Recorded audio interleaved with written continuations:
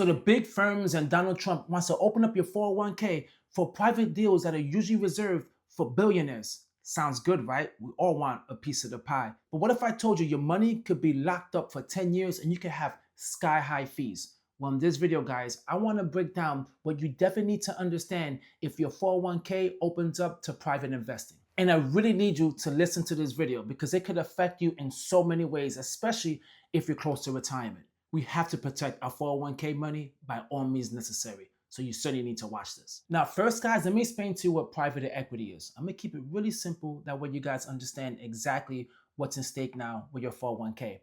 These are investment firms that they buy nothing but private real estate, private lending, anything that's private that's not easily accessible to the public. This is usually saved for the elites, for the millionaires and the billionaires. And Trump wants to make sure that you have access to that in your 401k. So let's start with the upside of having some of this in your 401k. You have bigger growth potential. Imagine if you were someone that bought into Facebook, Google, Apple before it went public. Now you will have the opportunity to invest in these companies and build so much wealth. And there's some studies out there that show that you could have grown your 401k by more than 15% if you own wisely and you held it for more than 40 years. You can even make more than that, which is tremendous. Because getting involved in private real estate or private lending is gonna give you bigger gains than just stocks and bonds. The second upside is there's more growth to wealth. Have you guys taken a look at your 401k? There's not many options in there at all. It's just a few: large cap, small cap, mid cap, life path. And by all means, that is great to have. I am not poo-pooing on that. To me, that's the fundamentals, that's safe, and your retirement money should be in there. But there's a lot of people who do not like that option. They want more options. They want more risk. They want higher returns. So giving you the options of private equity would give you a better chance of getting the returns that you're hoping to get. And once again, this is something that was exclusive only to the super rich.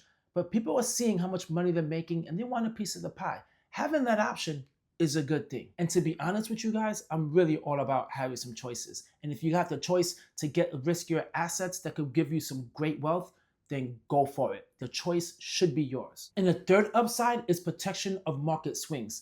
You see, having private investments in your portfolio is a great thing because it does not move as fast as the stock market. When the stock market is going through so much volatility, so much turbulence, the private investment does not always necessarily move at the same rate. So when the market is crashing or not doing so well, at least you know you have some holdings that's remaining steady and is smoothing the losses for you. Of course, now we have to talk about the downside. And one of the downsides, and a lot of people don't recognize this, is your money will be locked up for 10 or possibly 15 years. See, private investment companies, they do not want you just going in and going out. They want you to lock in, give them enough time to just try to build your asset as much as possible. And that right there is a big deal for so many people.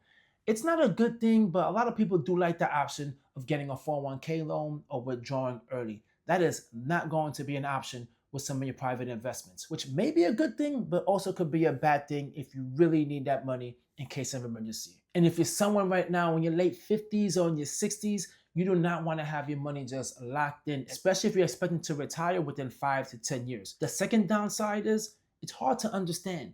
And the reason why it's hard to understand private investment funds is because it's not all over the news. It's not like following the S&P 500 that's constantly in the news. Everyone's always talking about it. Everyone's talking about Apple. You're hearing all about these companies. They're easy to follow, but it's really hard to follow some private companies. So when you invest your money into these private firms, you are hoping and praying that they're doing the best that they can to build you so much wealth. But outside of that, there is no news, no information. You're putting your money in the investment firm, hoping they could give you a big return. So if you're someone who likes to follow companies and understand exactly what's going on, there's not a lot of transparency with this. And the third downside is high fees.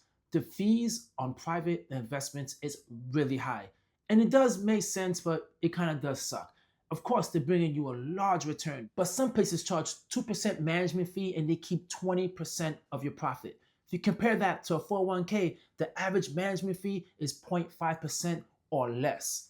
The fees, guys, is a really, really, really big deal. If you're willing to take it, go for it. But if not, you need to be aware of it. And the fourth downside is you could get burned.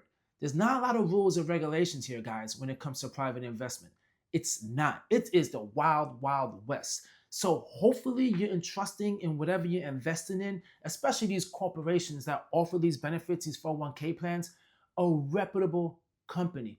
But the good news is a lot of these good, well-known companies like BlackRock, Empower, Blue Owl, they're ready to come and play and put some private investments within their 401k plan. I trust BlackRock a lot better than any of these firms that I never heard before. But still, we've been burnt by so many of these big companies as well, and BlackRock is no exception. Safer, but still, don't fully trust it. So let's do a quick recap of whether this is good or this is bad. If you're someone who is younger, 20s, mid 30s, then this is excellent for you because you have enough time to ride the wave. It's also good if your 401k plan uses this wisely and in small doses, not this huge amount of risk that they're throwing into your portfolio. And it's also good if you have a financial advisor who can let you know about these companies. You're not going to be able to get so much information on your own. And a financial advisor will certainly help you. And it's bad if you need to have access to this money quickly.